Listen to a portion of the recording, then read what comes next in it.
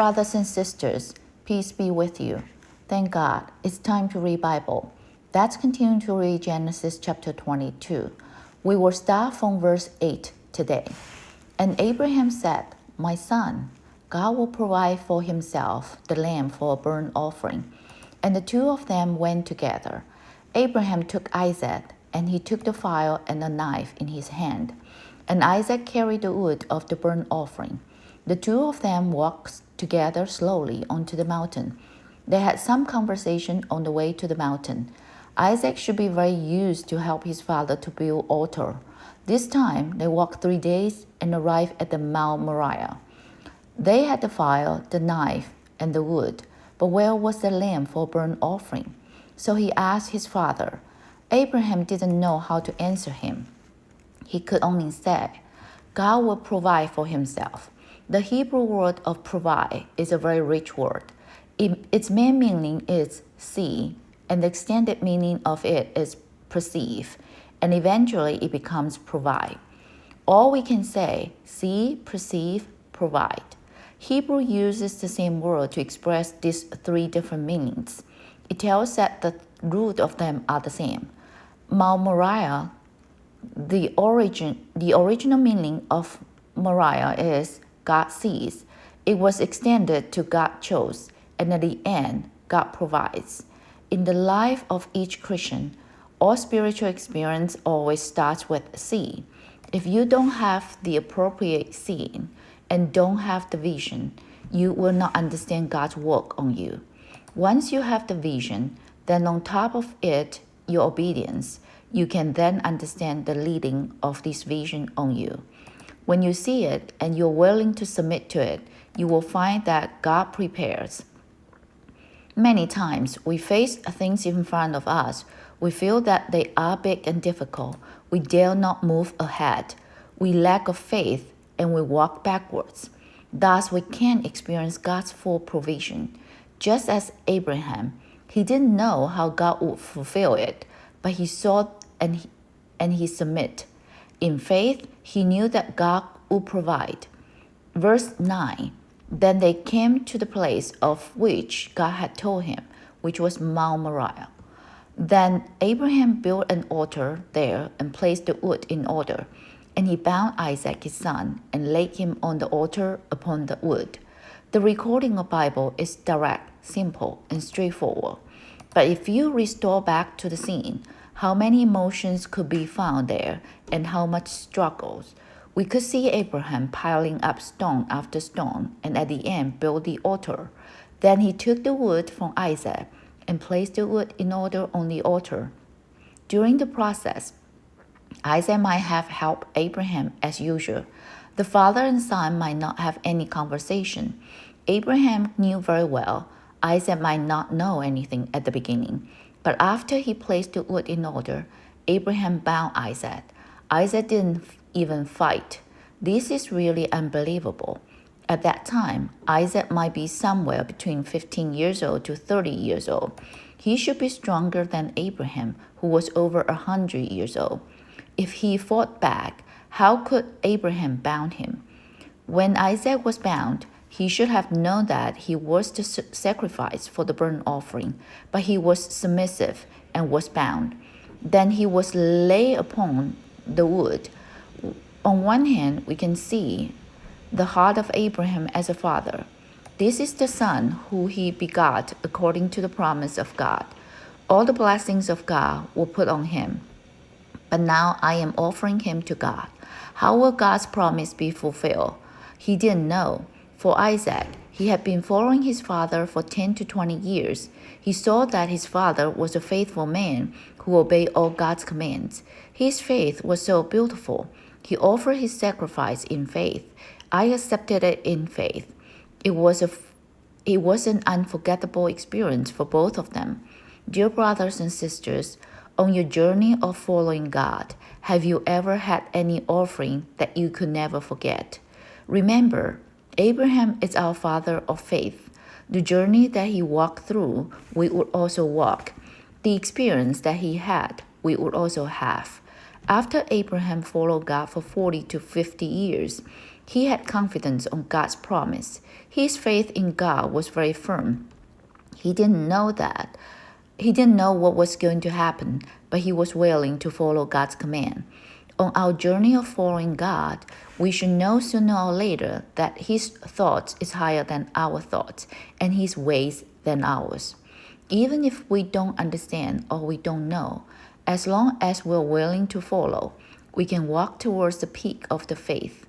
Verse 10, and Abraham stretched out his hand and took the knife to slay his son. To Abraham, the offering of Isaac started 3 days ago when he left home. The reluctance in his heart didn't affect his faith towards God. Now this is the last step. He didn't hesitate. He stretched out his hand and took the knife to slay his son, to offer him on the altar. Abraham at that time, of course, didn't know how God was going to fulfill. The pain of losing his son had been lasting for 3 days. At the moment he was going to kill Isaac. Verse 11, but the angel of the Lord called to him from heaven and said, Abraham, Abraham. And he said, Here I am. Mount Moriah was the mountain that God saw and was also a mountain that God prepared. What Abraham did, God saw it. A lot of time, we don't know that God sees everything we go through in our lives. As Abraham was going to use his knife, God called Abraham at the last minute. This is a double calling. Abraham, Abraham. This is very special. The double calling appears 7 times in the Bible. Brother Chen Si-jen had a book called Double Calling. He listed the 7 times of double calling. We will take a look at the 7 double callings at the second half of this message today. I will use a lot of verses and the content will be deep. If you are a new believer and you don't get it, it is fine. Just get a brief idea, or you can even skip them if it's too hard for you to understand. I just hope that saints can understand that the whole entire Bible is consistent, and the end of the Bible corresponds to the beginning of the Bible. It's important for every saint to see on the journey of following God. If you don't see, you cannot follow. If you cannot follow, you cannot experience God's abundant provision. If you see it but you don't understand, it is fine. You can put it down for now. In God's grace, He will lead you to experience what you have seen before. Let's continue to read verse 11. When God's angel called to Abraham, Abraham, Abraham. Abraham said, Here I am. The angel stopped him in a timely manner. Verse 12, and he said, Do not lay your hand on the lad or do anything to him, for now I know that you fear God, since you have not withheld your son, your only son, from me. At the beginning, it was the angel speaking. At the end, he said, Since you have not withheld your son, your only son, from me. It tells that the angel was God himself. In the Old Testament, usually the one appeared in front of man was the second person in the Holy Trinity, the Holy Son, who was Jesus Christ in the New Testament. He stopped Abraham from killing Isaac at the critical time. Indeed, this is the test that God gave to Abraham. When we receive God's blessing in His promise and we gave birth to Isaac, we should see whether we would hold tight to this blessing and refuse to let it go, or we would follow God's command to offer what God gave us on the altar. Abraham passed the test. God's double calling to Abraham also became God's compliments for Abraham. It tells that each person who is called should reach the height of the calling. Let's first find the 7 double callings according to the order that they appear in Bible. The first time is the time that Abraham offered Isaac, recorded in Genesis chapter 22, verse 11. The second time was recorded in Genesis chapter 46, verse 2. At the time the land of Canaan had famine, Jacob knew that Joseph was in Egypt. He took the whole entire family, 70 of them, to Egypt to seek refuge with Joseph. On one hand, Jacob hoped to see Joseph, but he felt uneasy to go down to Egypt. So he offered sacrifice to the God when he got to Beersheba. Chapter 46, verse 2. Then God spoke to Israel in the vision of the night and said, Jacob, Jacob. And he said, Here I am. God told him, Do not fear to go down to Egypt, for I will make of you a great nation there. The third time is recorded in Exodus chapter 3, verse 4. Moses kept the flock in the wilderness for 40 years. One day he went to Horeb. He saw that the bush was burning with fire, but the bush was not consumed. He turned aside to look at it. At that time, God called him from the bush, Moses, Moses, and he said, Here I am. Then God said, Do not draw near this place. Take your sandals off your feet, for the place where you stand is holy ground. This is the vision that God let Moses see when he was going to call him out to serve him. The fourth one is in 1 Samuel chapter 3, verse 10. At the time, Samuel was a boy. To redeem her vow to the Lord, his mother Hannah dedicated him to minister to the Lord before Eli the priest. At 9, the Lord called Samuel 3 times. Verse 10. Then the Lord came and stood and called as at other times, Samuel, Samuel. And Samuel answered, Speak, for your servant hears. Then the Lord told Samuel what would happen in the future.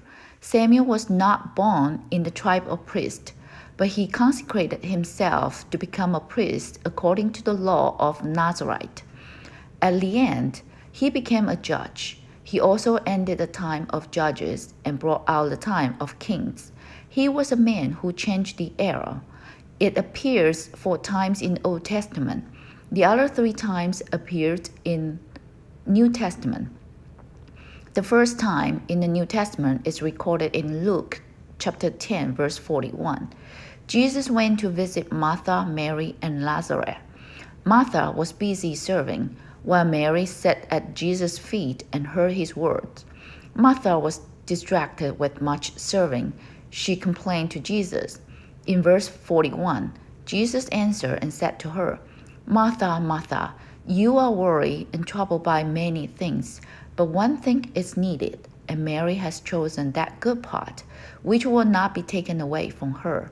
The 6th time is also recorded in New Testament, Luke chapter 22, verse 31.